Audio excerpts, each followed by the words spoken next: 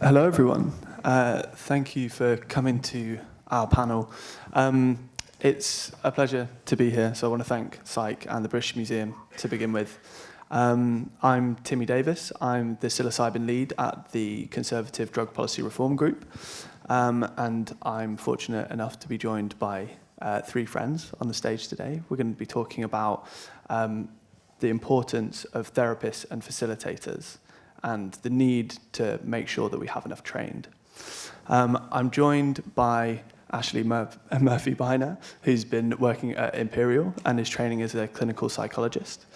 Ian Roullier, who is working with the Psychedelic Patients Advocacy Network.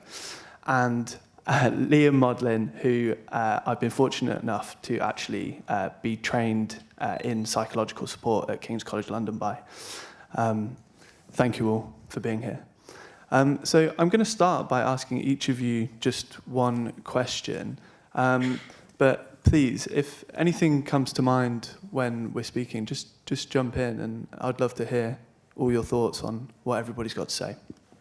And of course, we just had this introduction from Angie Albee just there, where she covered some of the basics of what we understand psychedelic therapy is going to be on rollout. Of course, at the moment, we're just working with clinical trial protocols, and we're going to have to try and generalize that out into the real world. The title of this particular section is about the importance of therapists and facilitators. And I wanted to ask you, Liam, whether you think that a therapist and a facilitator is the same role. Thanks so much. Pleasure to be here. I think I'm going to speak more about the specific context that I work within, and then might give a bit more context to the confusion about the difference between the two roles. Working in clinical trials with complex patient populations that have failed or been failed by treatments, and therefore we at King's work with therapists. But historically, if you look at the 50s and also at modern trials, there is a confusion about the actual title of the role, or confusion, or at least there are several different titles, whether it's facilitators, guides, sitters, monitors, and so on. I think if you look at the FDA guidelines that have been published that are alluding there that it is difficult to ascertain the therapeutic action to pharmacological or non-pharmacological effects, I welcome that because it also helps us as researchers to think about the bodies in the room and the different roles that they entail. I think the more time that I spend doing this work, I've become less interested in the title and more interested in people's capacity to care. And I'm guessing that people are sitting here in the room because they care about something. And whether it's a CBT therapist or a psychodynamic psychotherapist or a guide, I think the first thing that we try to get in touch with is how difficult it can be to care for people that are in vulnerable states, and the importance of having a kind of humility in face of the great unknown and vastness of the psychedelic state, and a willingness to be vulnerable and exposed to what it might mean to be with a person who is in deep suffering, and how to wait and not immediately rescue, or how to provide a kind of space where suffering can unfold towards resolution. And that's part of the training that we're currently focusing on. Thank you. I mean, even from that just initial few sentences, you paint a picture of a very complex role. Ashley, I don't know if you want to say something on the same thing about facilitators and therapists, but also I wanted to ask you about, generally we've got these sort of, 3, maybe 4 stages in psychedelic therapy as it stands. Of screening, preparation, dosing, and integration, and whether you think that one person can it be the same person in every stage? So can the same person do every single stage of the psychedelic therapy process? Absolutely, yeah. So I guess that speaks to what's going on in each of those different stages, and I suppose thinking about maybe something that's spoken about a lot is building trust with participants in order to take them into an experience which is highly variable, potentially very challenging, may open up very challenging and painful internal states of being. So if we're thinking about then each of the different stages, we're thinking about what might happen for somebody through the process. And if you're going to be sitting with somebody in a room, there's, I think, quite a strong argument for wanting to know as much about that person as possible. So wanting to be very intimately involved in understanding how that person experiences themselves and how they experience the relationship with you as the therapist or the facilitator. So I think the more that person can be involved in the process, the deeper the possibility of the experience for both, and potentially the safer as well. Of course, there are different skills involved in that initial screening part if we think about being in clinical trial settings, because we're trying to make sure that they're safe for people. So at the moment, those samples are kind of quite limited. And so I guess there's something about being able to assess quickly, which is a really, really complex task, assess quickly what somebody's experience of themselves is like. And actually that's a very complex task. So I think that being multidisciplinary is quite important. So having people with multiple different professional backgrounds working together to think together. And making sure there's enough time in that process for the participant to really speak about what their experience is. Yeah, I remember my experiences on both trials that I've taken part in. So I took part in the Imperial College pilot study in 2015, looking at the effects of psilocybin on depression, and the 2019 Compass Kings trial, looking at the same thing, but slightly different model. You are kind of in those sessions, you're very much laying yourself bare as much as you dare in a way. You're kind of, and they're not really therapy sessions as such, it's kind of getting to know you, and you want to give, the people around you as good an idea, well, as good a map as possible, really, to navigate you and help to understand you, so that during the session itself, there's more of an awareness of what might come up, etc. But I would say, as far as continuity goes, I think that's vital from a participant perspective, having that continuity from day one, if possible, right to the end, through to integration, if possible, because of that trust that you mentioned. It's like trust is, for me, I think, trust is such a vital component in the actual potential outcome for the participant that's going through, the dosing session. If you don't trust enough, you don't let go enough. It's interesting having Robin in here at the moment, who was in the room with me during the first trial, and Liam here, who was in the room with me for the second trial. So it's weird but great, But I think on the first trial, I didn't really trust my guides enough, as lovely and as compassionate and as amazing they were. But thankfully, had the opportunity. I was frozen on the bed, didn't roll over because I felt I was being rude, really worried about letting go. I really resisted the 10 milligram dose on that first trial. So we managed to have a conversation, talked it all through. Before the 25 milligram dose, I was given full permission to laugh, cry, scream, shout, wet myself. Whatever my body, my mind threw up, it was welcomed. And, that was so key to not only the session itself and being able to literally face my demons during that, but also the months afterwards. It was like the opposite approach to depression, where you're pushing against, you're resisting all the time.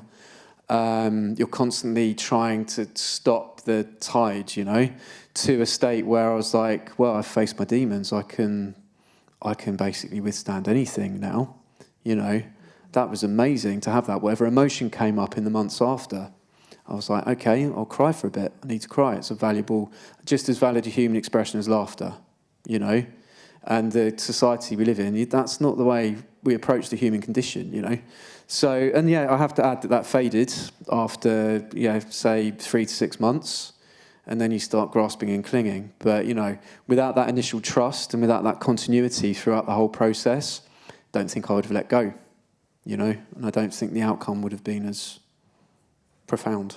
Mm-hmm. That's really interesting, because it leads me on to what I wanted to ask about, who you think should and shouldn't be present during a dosing itself. And, you know, at the moment, it seems the general rule is, you know, 2 therapists present, you know, somebody can go away and get lunch in that sort of 6 hour, you know, they can use the toilet, this kind of thing. But do you think that somebody, in your experience, maybe it won't necessarily generalize, but should be present at all times during a dosing? I mean, toilet breaks vary in their length, don't they? So it depends how long someone's going to be left on their own for. I do think you do need somebody there. And I will always speak very much, because we're, you know, participant advocacy organisation, so I'll always talk about what I feel best practice is, and then we can argue afterwards about what's, you know, feasible and affordable and all that. But I really believe that if you have a main guide and like a deputy guide, I think they should be with you for pretty much all the sessions, so you also gain that same deep bond and trust with them as well. Money-wise, I realise that's a bit problematic, and time-wise and resources-wise, but yeah, I think you need to be able to let go completely. So if you have somebody in the room that you know extremely well and somebody that you're like, oh, I'm not so sure about this person, or just not fully comfortable, then it can affect, again, you're in a hypersensitive, hyper-vulnerable state where these tiny details are amplified massively. So yeah, that's the gold standard, is everyone's there for the whole time. Sure. You know, toilet breaks, I mean, yes, you hand over, but you have just as much trust in that secondary guide, you know. Thank you. Liam, I'm wondering, you know, these 3 stages, are they equally important? And should one be emphasized over another? Well, I think it's really useful for the people in the crowd here to also revisit the earlier work in the 1950s and 1960s, as in the fact that we're not you know, reinventing the wheel here in any way. So whether it's the different stages of the trial or the treatment, or whether it's the bodies in the room, whether it's a psychiatrist, a psychotherapist, social worker, a nurse, and so on, I think it's all equally important. Bill Richards talks about 1 preparation session being equals 10 integration sessions, which is interesting. I think if you think of psychedelics as a non-specific amplifier, meaning that it is inherently unpredictable and that anything and everything can be amplified, it's really important for the person, the patient, the participant, before the actual session, to have a sense of what their story is about. Because we are creatures that like stories, and we are made and we are dead by the stories that we tell or don't tell ourselves. So if there's not time in preparation to understand what this current story that I'm telling myself, and therefore also has psychopathology or depression or trauma involved in it, then what would be the actual utility of the psychedelic session? And again, all of these bits, I'm trying to wear 2 hats. The one of a therapist who would say firmly, yes, everything is important and therapists should be in the room all the time and so on. But also the other hat, which is of a researcher who is saying, I don't know. And actually, what a great opportunity it might be for psychedelic research to move into investigating the non-pharmacological factors. I'd love to add something to that, because just as I was just sitting here thinking, we just make these assumptions of there are these 4 stages, and actually that's a fragmented way of understanding it, actually, in a way, because you could conceptualize it as a therapeutic process, and all of that is just one process, and there are different phases and movement within that process, but there is a thread that is running through everything, particularly if you have the therapist there with the participant all the way through. I think preparation is really, really important, that beginning phase, and I think that's where what kind of Ian was touching on a little bit, where so much of what can become complex in the actual dosing session itself can be worked through if you have a longer preparation phase, enough time to develop that sense of safety with each other, and that sense of knowing with each other, like, what are we going to do? If it gets tough, what are we going to do? Which I think is really paradoxical, because one of the questions that we always ask participants was the preparation sufficient? And there's different views, but one thing that comes across quite often is, well, there was nothing that I could really do or hear that would fully prepare me for the psilocybin experience or the MDMA experience and so on. Even on the second trial, in many respects. So doing the King's Compass trial was my second trial, so you'd think, oh, well, you kind of, you know what to expect, you know what's going to come up. And the outcomes of my two trials were so wildly different, albeit with one with immediate positive results, the other one with longer term, setting me off on a different therapeutic path and actually having to put in the hard work rather than having the gift of an afterglow. It's like there is only so much you can do, but yeah, I agree, it's a vitally important stage. Yeah. Thank you. So I want to ask all of you, so jump in whenever, what you think makes a good guide, and this is going to be sort of teeing us up for my next question. But what do you think makes a good guide? The person present, both for the preparation, the dosing, and the integration. Well, I'm on stage, so I can give a very dramatic answer.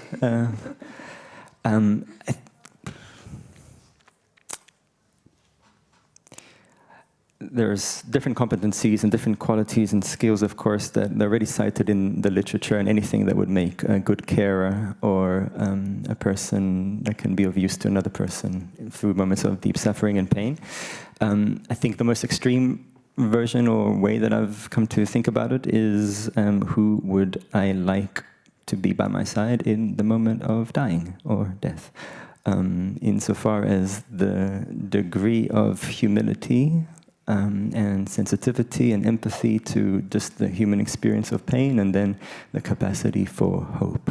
And to develop that capacity to be able to be with people in those states where there can be a deep suffering, I think it also takes something about having a willingness to visit those places internally. So one of the pieces of a solid psychedelic therapy training, of course, is to do with challenging the therapist or the carer to see to what extent they can reflect or get in touch with their own internal experiences of things that might be challenging for them. Because if we are asking the participant to welcome anything and everything, which is as once an invitation and a demand, I think we should be able to do the same things with the therapists or the facilitators in the room. Yeah, I'm very much chime with what you're saying. The basic human qualities are the most important thing.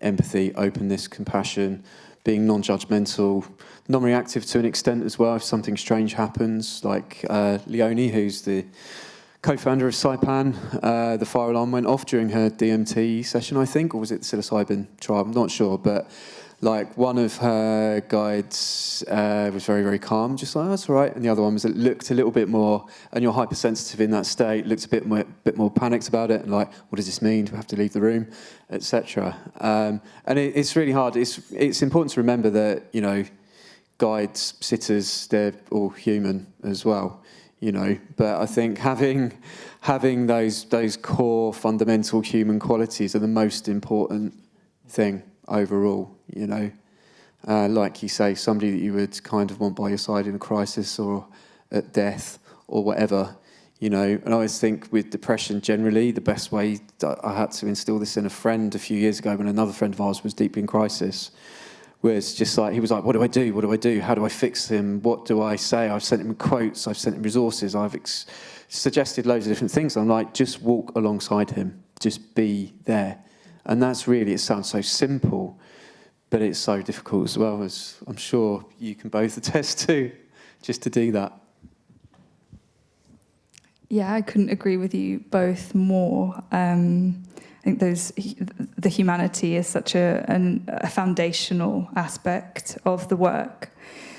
I think also this question of, who makes a good guide is...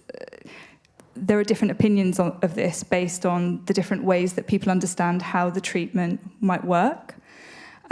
So if somebody preferences the drug action, then we might think of a certain kind of person or set of qualities of somebody that's needed to support somebody just through a psychedelic experience. If we preference the therapy over the drug action, then we'll probably preference therapists, and we'll think about certain kinds of training of therapists and that kind of thing. And if we conceptualize it as some kind of interaction, as some kind of interplay between these two, which is the very complex thing to do, and it's probably where I fall because I like to grapple with complexity for some reason, there's something to think about, both having therapeutic training and this ability to be with someone in death and dying. And more I've started to look at, to do some kind of psychotherapy process research. So as a kind of complement, it's a great complement to outcome studies, because outcome studies are looking at before and after, how well do people do in the treatment? How do they fare? And the process research starts to look at what do the therapists and the participants, how do they actually interact? What actually happens across the process? And as we know, the process is really variable. And I think, as we know from mainstream psychological research, some therapists are more effective than others. So there are going to be some things that happen in that process, and that's what we're trying to kind of work out at the moment. What increases the effectiveness when...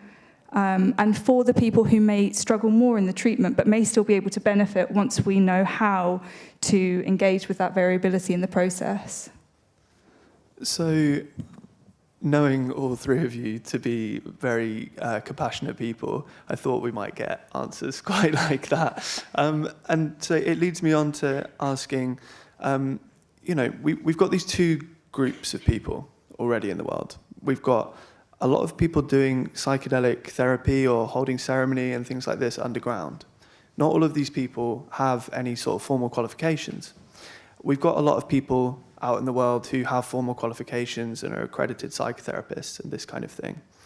And my question is, can these things that you're talking about be taught? And if so, how? How do you train somebody to become a psychedelic guide? I don't know yet.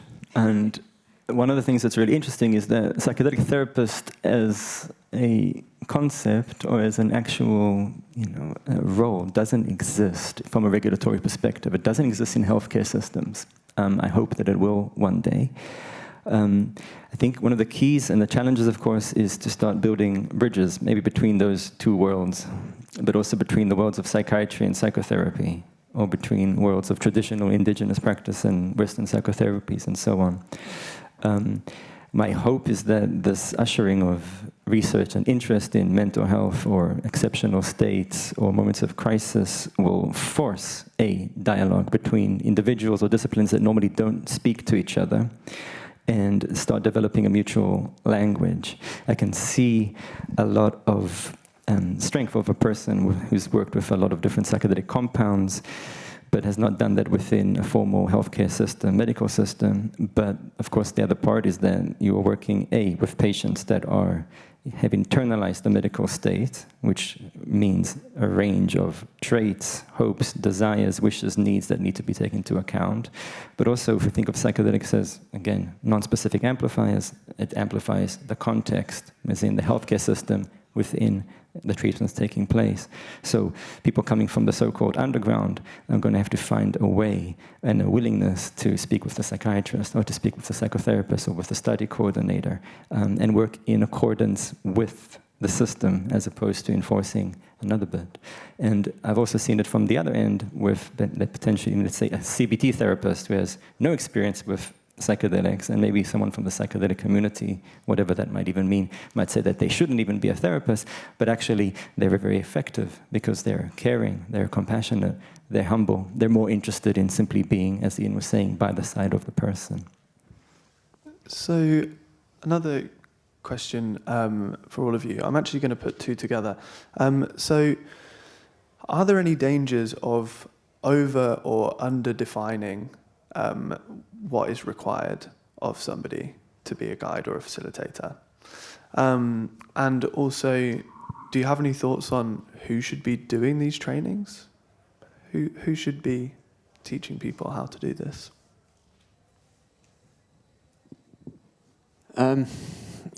Over or underdoing it, I guess, the core is really kind of saying you need to be an empath. you need to be compassionate. So that's pretty straightforward and pretty simple. And I think if we are facing like a potential shortage, it'd be very interesting to see how things pan out in Australia now that they've taken the move they have. Do they have the infrastructure? Do they have enough therapists in place, etc.? But are there already people with those existing skills out there?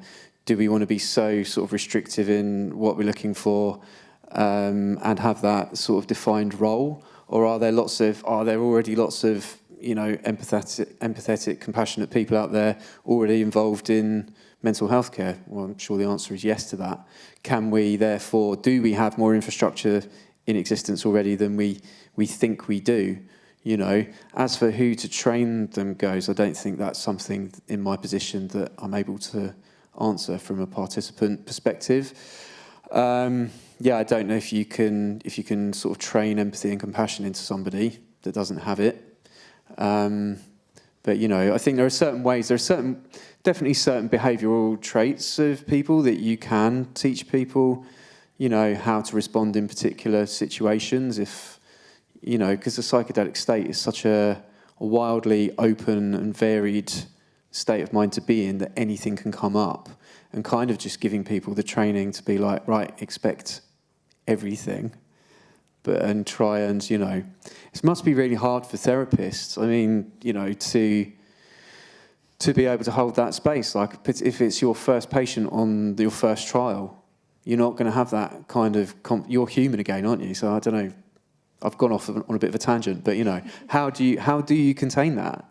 You know, even if you are an amazingly empathetic person, with your first patient on your first trial, you're still going to be nervous, aren't you? I hope so. But then also I hope so that after session number 100 or 1000, you have that same nervousness, because it speaks to humility. And I think the first people that should be training therapists are participants, and in the future, patients. I missed the obvious answer there. Yeah. Let us train you. Yeah. And I think this is I'm working in psychedelic research, and that's within the medical healthcare system, that maybe one day, if we have insufficient data, it will go towards approval and licensing and so on. And to that end, I'm a big fan of defined roles, because over time, definition of roles are protective, because whatever it is that you're doing, the more you do it, the more lax or complacent you may become. So let's say in NHS psychotherapy services, often the most effective therapists are the new therapists, because they are very nervous and anxious, and they want to do a very good job. And I think having a defined role with exactly what are the competencies, what are the skills, what is expected of you, the more that provides containment. And then you think of the psychedelic state as this unpredictable, vast, unexpected, who knows what's going to happen, actually having firm ground to walk on is also protective for the therapist. Yeah, it's really important what you're touching on there around competence, and because I think maybe this is not something that we're speaking about so much, but in therapist training what we have is adherence and competence. So adherence is about how well does a therapist stick to the model that they're using. Okay, so that's the basics, but then competence is how skillfully do they employ the use of that model. A model does not apply to every single person. You know, people are unique individuals, and they have unique ways of relating with the process. And so the skillfulness of the therapist is where the competence comes in. And so I think we have to also think about the models that we're using. And actually, we may find that a proliferation of models is okay.